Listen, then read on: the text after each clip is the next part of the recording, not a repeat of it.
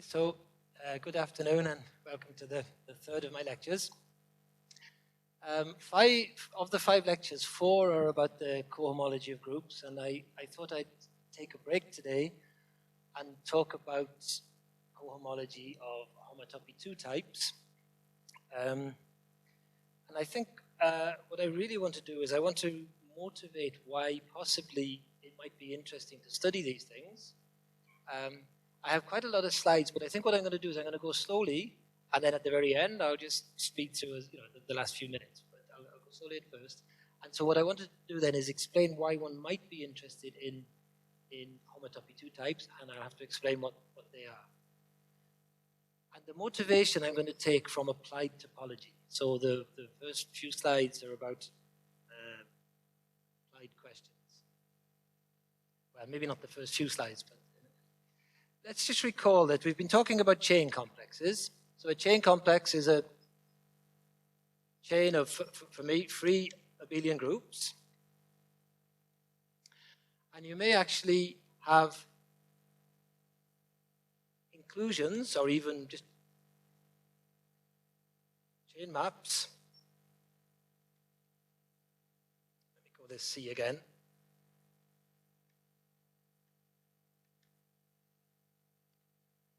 Well, I suppose I want to call this something and this something else. So let's call this my first chain complex. Let me call that my second chain complex, and so on. So I've been looking at chains of chain complexes. If you think about it.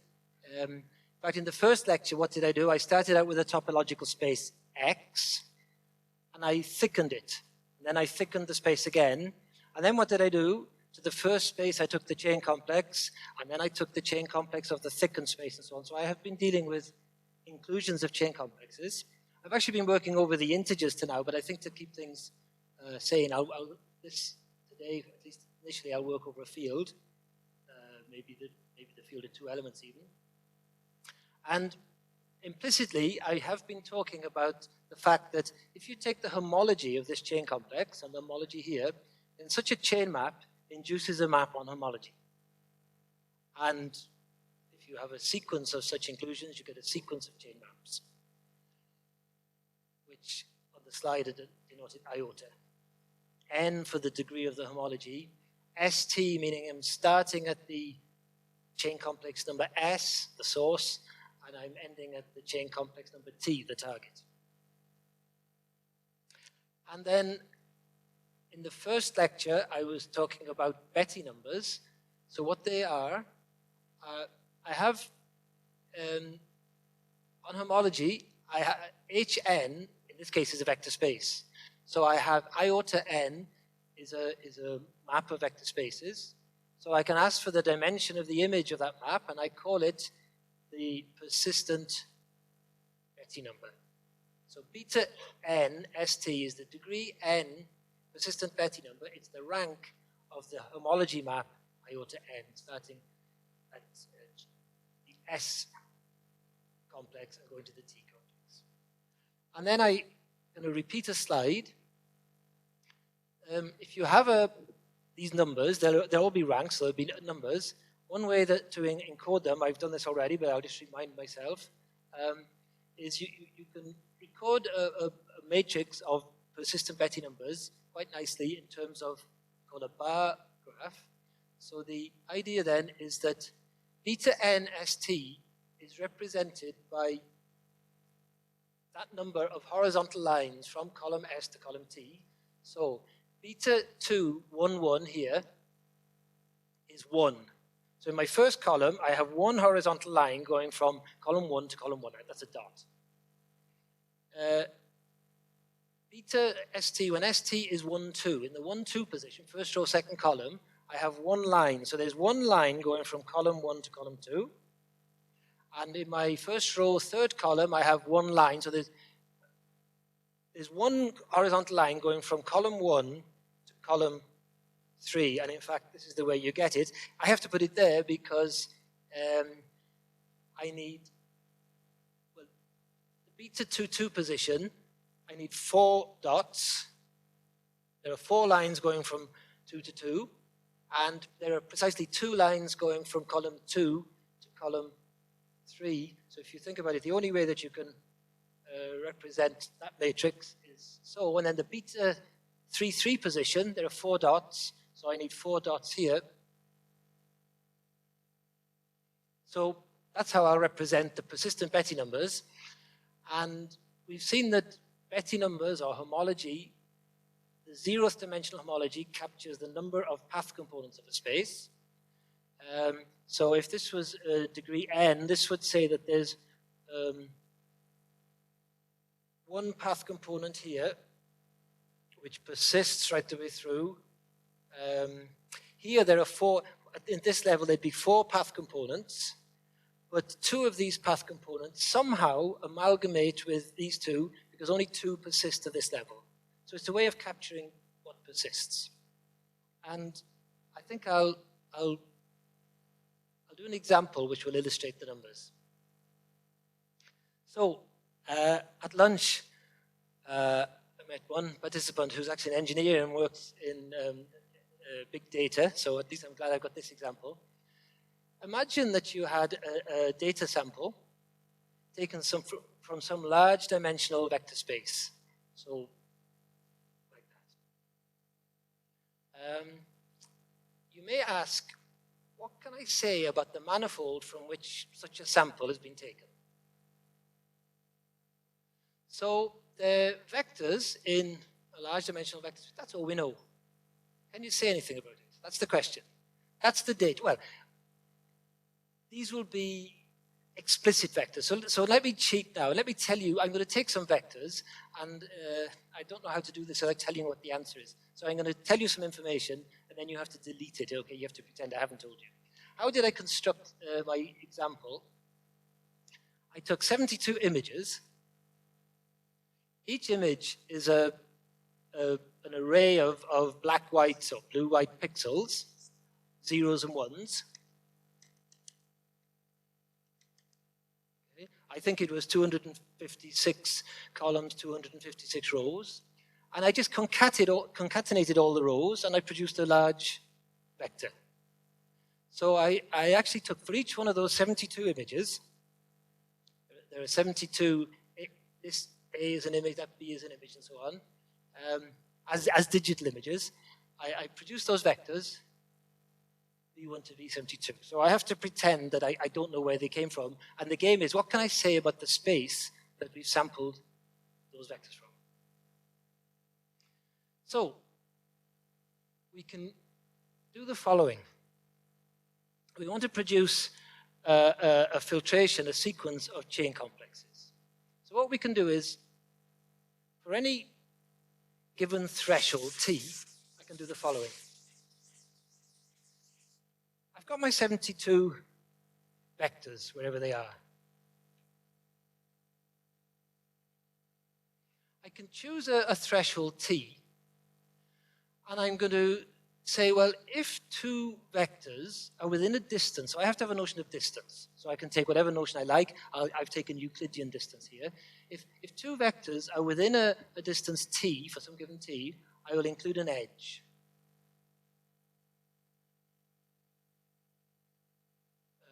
Maybe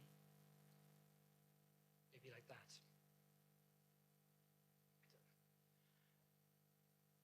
Then I want to construct a simplicial complex. So what I can say is, okay, well, if 3 vectors are mutually within a distance T, I'll include a 2 simplex. And if 4 vectors, I haven't drawn it very well, if 4 vectors are mutually within a distance T, I'll include a 2-dimensional simplex, and so on. So I'll build, for each threshold T, I'll build a simplicial complex, and as the threshold increases, I'm going to get an inclusion of simplicial complexes. For each one, I'll take the chain complex, and then I'll have induced homology homomorphisms, and then I can produce the barcode. So if you do it for that example, I think I took rational, the field of, the rationals for the field here. This is the picture you get. So I'm simplifying. When I write, I think I can't see what that is. That's a 33, is it? That means that actually there are 33 lines here. I've just drawn one of them. There are 33, and so on. If you add up these numbers, I've actually got 72 lines in the first column, which I should have because I've taken 72 points. I thicken a little bit. So what does thicken mean here? I increase the threshold, which means I add in more and more simplices. I thicken a little bit, and nothing happens. The points initially remain points. I still have, the Betty zero barcode counts the number of path components. I still have 72. In fact, my points remain isolated right the way up until here. Then something happens. When I thicken at this point, wham, 33 of them coalesce with the existing path components. So in this column, I have altogether fewer path components. I have 2 and 34 and whatever, because I've had something coalescing. And then things seem to kind of coalesce till about this point, and then we have a period of stability. 2 path components. Now, clearly when I take my threshold large enough, I'm going to get the simplex. Everything is going to be connected. So eventually I'm going to end up with one path component. But for quite a period, I seem to have just 2. So that maybe tells us something about the space that the points were sampled from. It suggests that the space maybe has 2 path components. So if I look at the space, it's kind of natural to see maybe all of the A's form one path component, maybe all of the B's form another path component. You know, but at least the topology suggests that there are 2 path components. Well, that's the kind of thing that standard cluster analysis would do.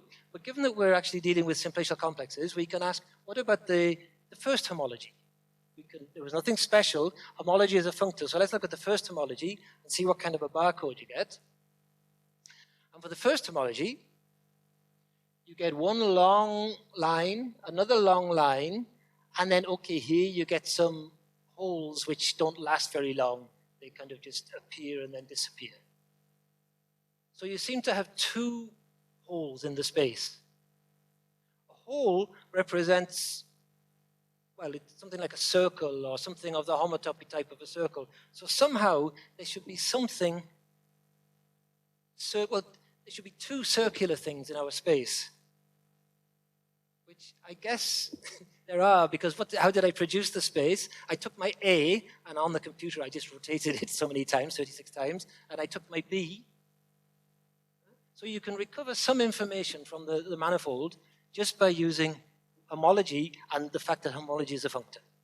And that's just linear algebra, and if you want to do it on large data samples, you need very fast linear algebra, or maybe these arrows to collapse down to do things very quickly. Okay, let me consider, oh no, I'll go on.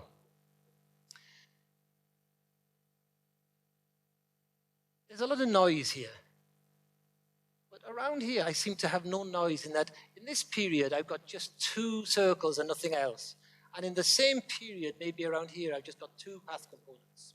So what I could do, I could say, well, look, each one of these columns corresponds to a simplicial complex. So I could choose a column.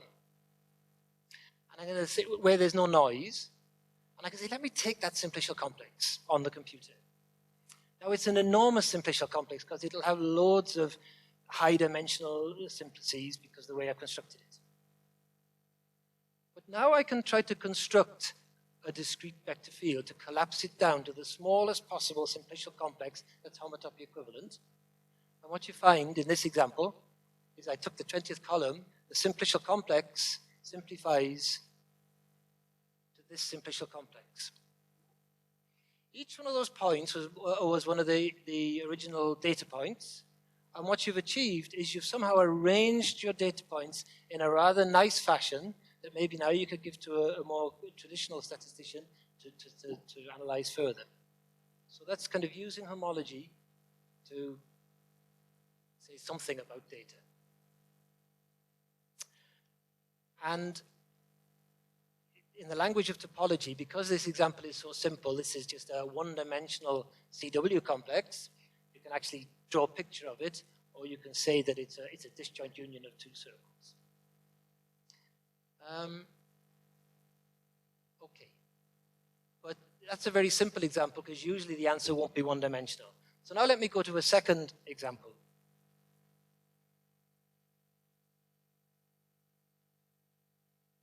So what I have here then is a picture of a protein. Anytime a scientist discovers a protein, they store all of the details in the protein database, which is available online. And the protein database contains lots of information about the protein. In particular, it contains the scientist's estimation for the Euclidean coordinates of every atom in the protein. Now, a protein is a sequence, a numbered sequence of amino acids. And in each amino acid, there's one carbon atom, an alpha carbon atom that's important. And you can extract from the file the Euclidean coordinates of this carbon atom. And then you get a sequence of points in three-dimensional space, which are colored in red. So you can join the points together, and you'll get a curve in three-dimensional space. Now, what I'm told is that a protein is like a sponge, and the backbone wiggles around inside, but for seemingly the ends of the backbone are near the surface of the sponge. So it seems reasonable to maybe take two ends of the protein and join them by a curve, and what you then get is an embedding of a circle into R3. So you get an embedding of the circle into three-dimensional space, and I'll call that embedding K. Now it could be that that embedding might be knotted. It seems highly unlikely in the way that proteins are made from DNA, but there could be a knot. So if you wanted to analyze knots, what you might do then is, well, no, the first thing is, how would you represent that on the computer? Because what I've given you there isn't a CW complex, it's not a simplicial complex, it's just a picture. So let me explain how you might represent it on the computer. The curve lies in three-dimensional space. So you could choose your favorite tessellation of three-dimensional space. Now, my favorite tessellation actually isn't with squares. My favorite tessellation is with permutahedra. In 2 dimensions, a permutahedron is a hexagon.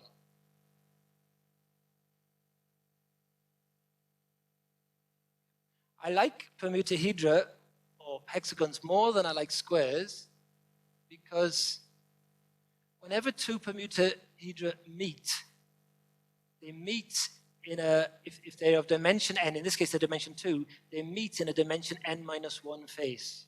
Whereas squares are not nearly so nice, so they're not really kind of manifolds or whatever. You know, so the permutahedra have some nice advantages. So you have this tessellation of 3 space. Now you have this curve. So you can color your cells. You've got the cellular tessellation of 3 space. You can color your cells black or white, depending on whether the curve hits the cell. If it hits the cell, it's black.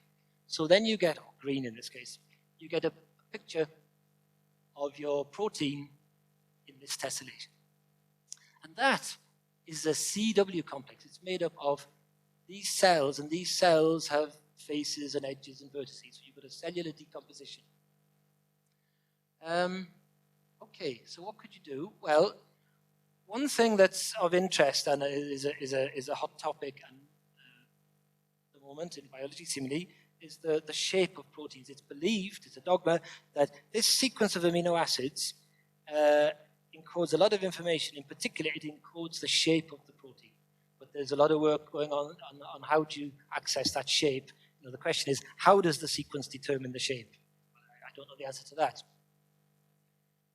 But what you can do is this. You could take your protein, the cellular protein, and you could thicken it.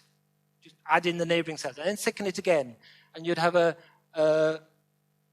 chain of inclusions of spaces. And then you could look at, well, let's say homology. Now, I believe that my protein, I hope, is a circle. So it should have the homology. Betty1 should be 1 because it's a circle. Sure enough, when I start, I have 1. And then I thicken. I still have 1. I thicken. And then, okay, something happens here. When I thicken more, I get a lot more homology classes because I guess what's happening is I'm getting something like this. I've thicken so much that that touches, and then I introduce more classes. But still, that graph does tell you something about the geometry of the protein. I don't know what it tells you, but it does encode some information. But I'm interested in, is there a knot in that protein? So the standard thing in knot theory is to look at the, so that's my data model. And the standard thing in topology then, if you're looking at a knot, is to look at the complement of the knot in 3 space. So that's, and we have this really as our 3 space is tessellated with these cells, and I'm looking at the complement. So I've got an enormous space now. Well, I'm actually taking a finite portion of 3-dimensional space containing my knot. I'm taking the complement, and I've got millions of cells all of a sudden from this simple problem. But I produce a homotopy retract. I throw in these arrows, the discrete vector field, and I collapse it down. I see that, in fact, that cellular space is homotopy equivalent to a space with a single, this was done on the computer, it's done with a single 0 cell, 2 1-dimensional cells, and 1 2-dimensional cell, which to us, we'd say that corresponds to a group presentation. And sure enough, you can ask, it was on the tutorial problem this morning, you can ask GAP to give, for the group, the fundamental group for this group presentation, and it will give you the group presentation. And then the question is, well, what good is a group presentation of the fundamental group? So this group I'm talking about is called the fundamental group, and what good is a group presentation of it? Well, there's some deep theorems that help us. It's known that if you have 2 knots in 3-dimensional space, if their complements are homeomorphic, then it's a deep theorem that the 2 knots are equivalent in the sense that one knot can be deformed into the other without any cuts or without passing through itself, up to mirror image. So it doesn't detect there could be a mirror symmetry, but apart from that. So that's a deep theorem. And then an older result of Waldhausen is based on the following idea. When you have a knot, this very thin piece of string, you can thicken it to make a kind of a tube around it. And then you can take the surface of that tube. And the surface of the tube, it's a torus. It's knotted in some complicated way, but it's a torus. So the boundary is a torus. I'll call the boundary delta k bar, for k bar is the neighborhood. And Waldhausen showed that you can completely determine knots up to, well, actually, it covers mirror symmetry as well. You completely determine knots by the following homomorphism. You take the fundamental group of this torus, and that is an induced homomorphism to the fundamental group of this space. And that's called a peripheral system. The torus, we've seen this morning, I think, has fundamental group Z plus Z. And so there's a homomorphism from Z plus Z into this group. And that somehow completely determines the knot. So very quickly, I will flick through some. Because I'm going to restrict attention to prime knots. Knots can be added in some way, and those which aren't a sum of 2 non-trivial knots, or those are said to be prime. And in fact, if you're interested in prime knots, then up to mirror image, you can forget about the peripheral system. You can just take the fundamental group, and that completely determines a knot up to mirror image if you know that the knot is prime. So let's assume that we're dealing with prime knots. So here's I think proposition is the wrong word, I don't know. The theorem here is for prime knots. I think that's true for knots. It's not true for links. Links, that's not true. But for knots, I think that's true. Okay, it's true for knots. It's not true for links. So the Whitehead link, there are many kind of, but for prime knots, we can actually just use the fundamental group to capture the knot. So here's a statement which is a mixture of biology and maths. Okay, if you take the the Therms Thermophilus protein, whatever that is, it's on the database, the Homo sapien protein stored. If you plug it into GAP, you can use the commands that we saw in the tutorial this morning, and it will give you a representation of this peripheral system from the free abelian group on 2 generators to this group. And I'll just flick through the GAP commands, just so that if you want to look over the slides afterwards, they're there. The first command reads in a file downloaded from the protein database, and it stores it as a pure permutahedral complex in some sense. And then that representation is converted into what I've been talking about, a regular CW complex with millions of cells. Well, I take this permutahedral knot, I take the complement, and then I convert the complement to CW complex. And then I compute the induced homomorphism on fundamental groups using this, and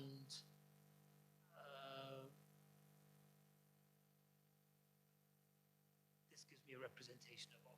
So basically these commands, if you're interested, later on you can look through them and they give you that information.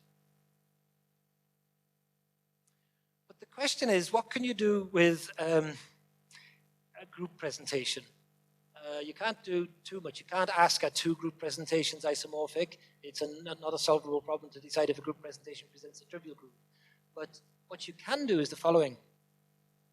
Given a group presentation, you can choose an index n, and you can ask GAP, I won't go into the details, it's a kind of a number crunching algorithm. You can ask GAP to produce for you all of the subgroups of your given finitely presented group with index up to n. And there'll only be finitely many of them. And each such subgroup, this is a finitely presented group, so there's a theorem of Reidemeister-Schreier, which says that such a subgroup will also be a finitely presented group.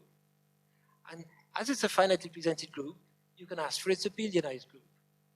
And so the collection of abelian groups as a set is certainly an invariant of your group G.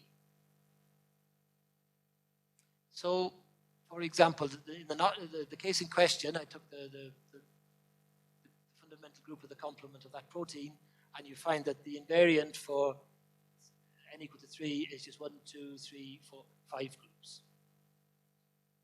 So that's an invariant.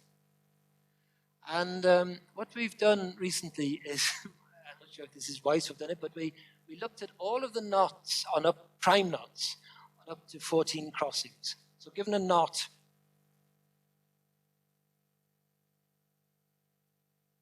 you can project it to the plane, and then you get these kind of crossings, and this is the trefoil knot, and you see that there are 3 crossings there, so that's a 3-crossing knot.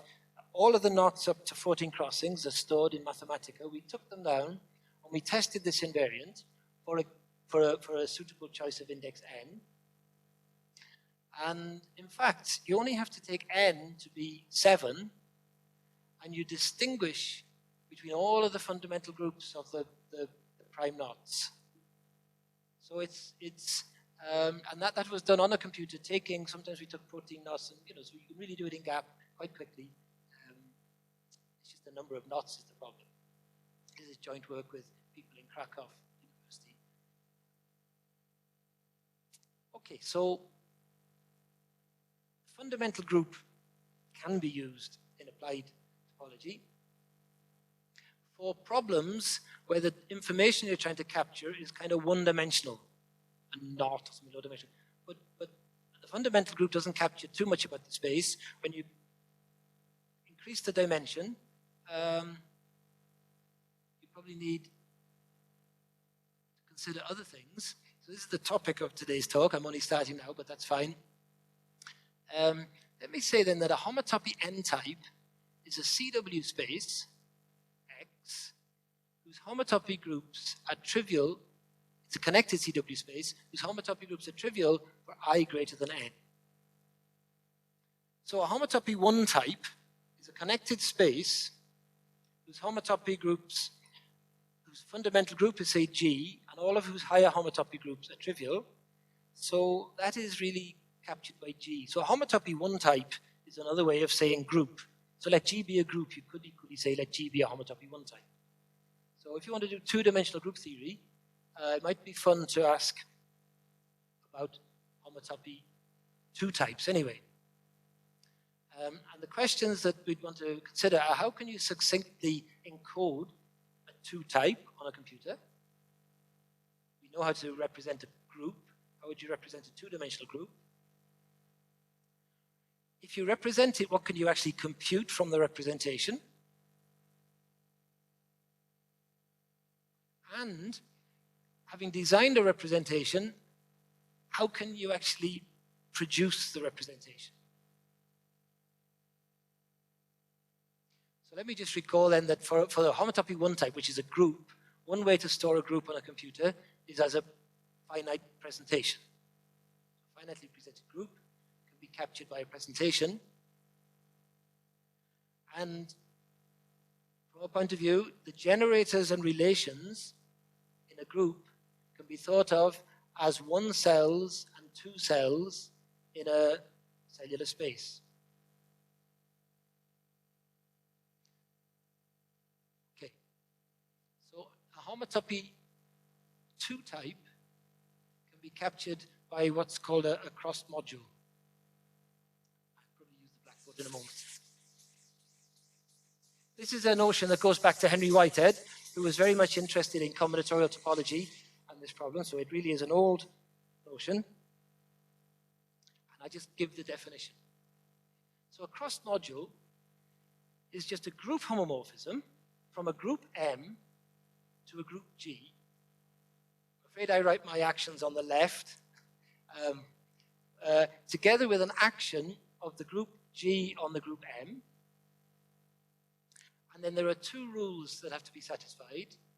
The first is that if you apply the homomorphism delta to M acted on by G, that is to be the same as the conjugate of the image of M. And the second rule is that if you take an element M prime in M, and take another element M, and take the image of M, then that's an element in the group G, so it acts on M prime. And that action has to be the same as conjugation in M. So those are the two axioms. And there are many examples of cross modules. One example that I will consider is if we took a group M, and if we took the automorphism group of M, then there's a nice homomorphism which takes an element M to the inner automorphism, defined by sending an element X to the conjugate of it by M. And you can check that this is an example of a cross module. Maybe I give a second example. Any G module, if you have any G module, M, that's also a cross module because you can just take the trivial homomorphism, it's a group, G acts on it, and everything's satisfied. So you've got cross modules.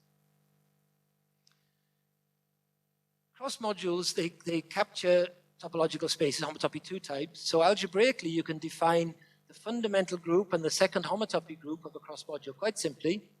The fundamental group is just the group G divided by the image of M. So it's an exercise to see that the image of M is a normal subgroup in G. So you can take the quotient. And the second homotopy group is just the kernel of delta. And using this axiom here, it's not too difficult to show that the kernel of delta is actually an abelian group. So such an example actually can be thought of as representing a homotopy 2 type. So Whitehead, in papers in the 1950s, in combinatorial homotopy papers, established that there's a nice functor from CW spaces to cross modules, and that functor takes a space to a cross module, but if you're interested in spaces up to homotopy type, the functor actually induces, so I'm only really interested in a space X, which is a homotopy 2 type, and I'm only interested in it up to homotopy equivalence. And the homotopy types of two types correspond to weak equivalence classes of cross modules. So a weak equivalence class of cross modules, it's on a slide later, but if I have a cross module, delta, and if I have another cross module, let's call it delta prime, I'm going to define what a homomorphism of cross modules is. And I'm going to say that delta is weakly equivalent to delta prime if there exists some sequence of homomorphisms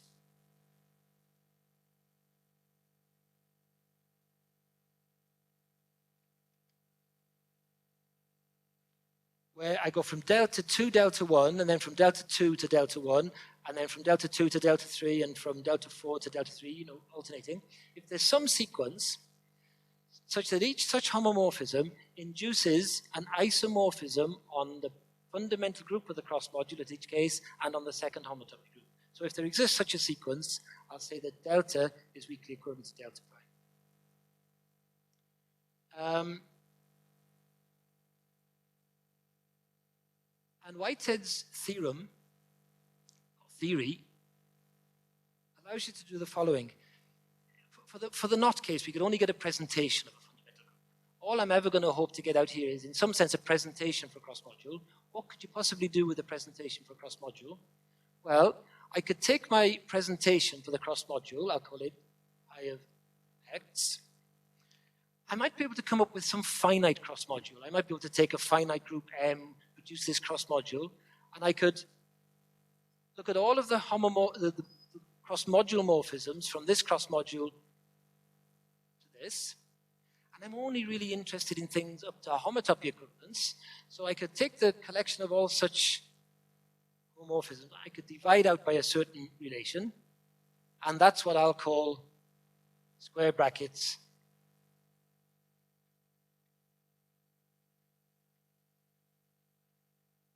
And so if M is finite, I should be able to calculate this on a computer just like I can calculate all homomorphisms from a finitely presented group to a finite group.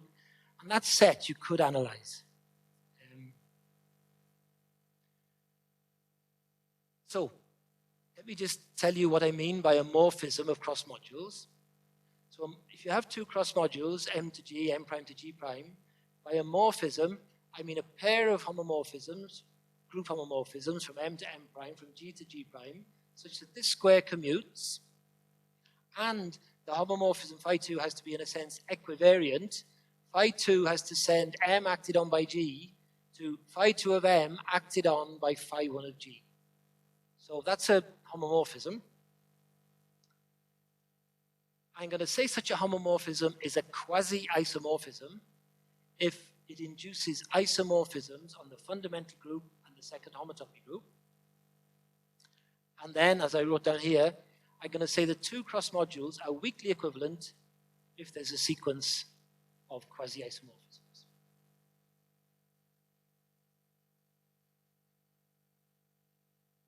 So I think what I'm going to do is I'm going to say, I see the time, I'm going to say what we've been doing and not so much about how we've done it. I think that's a reasonable solution to my problem here. So I think that finite groups are interesting. It's not just, group theory isn't just about infinite groups. So finite cross modules should be interesting, if only from an applied topology point of view. You might want some examples where you can capture this invariant.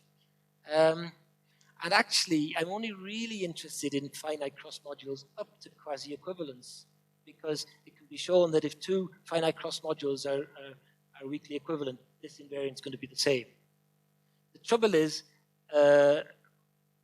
weak invariance is quite an awkward thing to calculate, because I have to establish, if I want to show that delta is not quasi-equivalent to delta prime, I have to show that there does not exist any such sequence. And that's quite, you need some tricks to do that. So let me say that the order of a cross module is just the order of M times the order of G. And again, I'm using the word proposition. I don't really know what the correct word is. It's a bit like the one with the peripheral system. This is a proposition in the sense that we have classified. Lee Van Leeuwen was just finished his PhD a couple of years back. And so if you go to GAP, in GAP now, the cross modules, the homotopy 2 types, are there, the finite ones, for all orders less than 128. 128 is a big challenge. Excluding, because we're not very good at this yet, excluding some values of M, the difficult values, 32, 64, and so on, where we only have a partial classification. So let me just be clear. A cross module is just a group theoretic construction, and up to algebraic isomorphism, in GAP, we have all of the cross modules up to order 255, up to isomorphism. But the thing that's quite interesting is to say, yeah, but can we refine the classification, only include one representative of each weak equivalence class, because that's really what topology should be interested in. So those are there in GAP. And how do we solve this problem of deciding? So one way to decide that two cross modules are weakly equivalent is to use GAP's functionality to produce a sequence of homomorphisms. And quite often, it's easy to establish a sequence, and then you know that two things are weakly equivalent. The tricky part is to say, well, I can't find a sequence of homomorphisms. Can I somehow establish that this is different to that? And for that, you need an invariant. And the invariant that we use is the following. Given any cross module, for example, a group into its automorphism group, Whitehead says that corresponds to a homotopy 2 type, a CW space with homotopy groups pi1 and pi2, and all other homotopy groups are trivial. So once you have a space, you can look at its cellular chain complex, and you can look at the homology of the cellular chain complex, and that is a homotopy invariant. It's also a weak equivalence invariant of the cross module. So if you could calculate the homology of this cross module and the homology of that cross module and show that they're different, you'd have shown the two cross modules are different.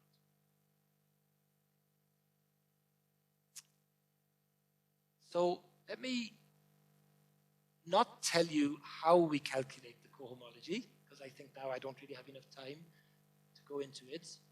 Let me just flick through these, pretend I'm not doing this. But I will stop here, okay, because this is the basis. The details are on the slides for those who are interested. The basis is the following.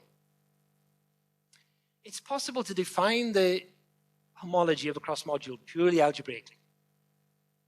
But it's an enormous construction. Just like it's possible to define the homology of a group in terms of the bar resolution. You can do it, but it's enormous. So if you want to do calculations, you have to find some small representative resolution. Well, here's a very general result known as the homological perturbation lemma. It dates back to several people in the 1960s, and this is a refined version of it, which is due to Kranich, but the basic result goes back to the 1960s. And it says the following. Suppose you have a chain complex B, and D is the boundary map on B, and B is big. B is a really big chain complex that you really can't handle on a computer.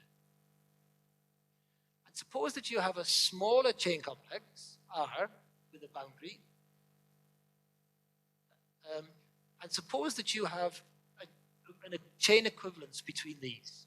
So I and P are chain maps which induce isomorphisms on homology. Suppose you give them that. A perturbation of this data, so such data is called a homotopy equivalence data. Now, by a perturbation on this, what I mean is a degree minus 1 homomorphism from the big chain complex B to B, such that when you add that perturbation to this D here, it squares to 0. So D plus epsilon applied to D plus epsilon gives you the 0 chain map. And then here's a nice lemma. Under some algebraic condition, which for time purposes, let's just say that, under something that can be verified, if something which can be verified holds, then there exists a perturbation epsilon on D. No, so given the perturbation epsilon, there exists a perturbation of D, let's call it D prime, such that this same chain complex with this different boundary map is chain homotopic to this big thing. So the idea is this: you might be interested in this big thing here. It's too big to go on the computer, so you'd like to find a small version of it, and you can't. But you may find a much simpler case of your problem where it's easy to go from the big thing to the small thing. But you identify that, in fact, this easy case is just a perturbation of the difficult case. And then these formulae down here, which can be implemented and are implemented in GAP, tell you how to take this chain complex, this perturbation, and do nasty things to the differential on this small chain complex to make it chain equivalent to this thing you're interested in. There's a lot to take in, but that's the basic idea of the only thing I've missed here is I haven't really told you the algebraic definition of the homology of a cross module. It's on the slides. But what I will do, that's just part of the proof, I will show that it is in GAP. So if anybody's interested, you could take a favorite group. It won't always work because we don't have it completed, but take the dihedral group of order 216. It annoys me that GAP calls that. I think that should be order 200. Dn has order n in GAP. So the dihedral group of order 216, and you could construct this cross module.